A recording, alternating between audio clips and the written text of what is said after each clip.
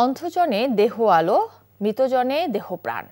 কবির কবিতার এই প্রার্থনায় যেন ধরা দিয়েছে যশোর অঞ্চলে। ছানির কারণে যারা চোখে দেখতে পান না, অর্থের অভাবে যেসব হতদরিদ্র মানুষ দুনিয়ার আলো দেখার হতাশায় ভুগছেন, তাদের পাশে দাঁড়িয়েছে আদ্দিন চক্ষু হাসপাতাল। অপারেশনের মাধ্যমে লেন্স বসানো, অপারেশন পরবর্তী পরিচর্যা, ওষুধ, চশমা সবকিছুই দেওয়া হচ্ছে বিনামূল্যে।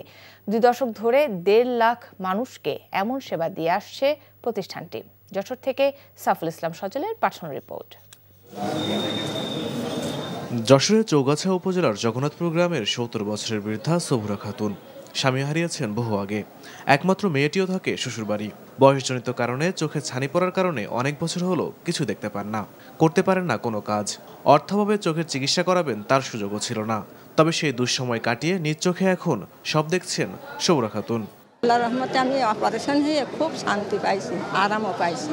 আমি এখন সব দেখতে পাচ্ছি, আর আমি আগে কিছু দেখতে পারতাম না। শুধু সবুরা খাতুন নয়, তার মতো যশোর সদর উপজেলার আবুল খায়ের, ঝিনাইদহের হনুরাকুণ্ডের শফিউদ্দিন, মোহাম্মদ আলী সহ অনেকেই বিনামূল্যে চোখের ছানির অপারেশন করিয়ে স্বাভাবিক জীবনে ফিরেছেন। ব্যবহার ভালো, যার সব কিছুই ভালো বুঝে, মানে আমি আর একটা গরিব মানুষ আমি সাথে করে নিয়ে আসছিলাম, আমি তারাও অপারেশন করে নিয়ে গেছি। কোনো পয়সা আমার কাছে নেয়নি, এমন ইমদাদ স্যার নিজের পকেট থেকে টাকা বের করে আমার কার্ড বানাইতেছে। আমার চোখে খিচুনি পড়া ছিল, এখন এখানে অপারেশন করার পরে এখন আমি ভালো। গত 22 বছর ধরে সম্পূর্ণ নিজস্ব অর্থায়নেই বিনামূল্যে চোখের ছানি অপারেশন করছে আদ্দিন চক্ষু হাসপাতাল। রোগীদের অপারেশনের পাশাপাশি বিনামূল্যে ঔষধ, চশমাসহ বিভিন্ন সহযোগিতার কথা জানান হাসপাতাল কর্তৃপক্ষ।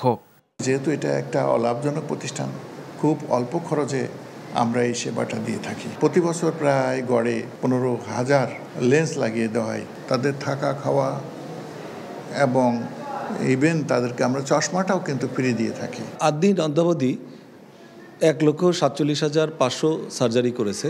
আমাদের যে কর্ম এলাকা আছে, এই এলাকার কোনো ক্যাটারাক্ট জনিত অন্ধত্ব থাকবে না, এবং সেই লক্ষ্যেই আমরা কাজ করে যাচ্ছি। প্রতি বছর প্রায় 15,000 রোগীর চোখের অপারেশন করে এই প্রতিষ্ঠানটি। আগামী 2030 সালের মধ্যে খুলনা বিভাগকে শতভাগ ছানিমুক্ত করতে কাজ করছে এই প্রতিষ্ঠান। NTV news desk.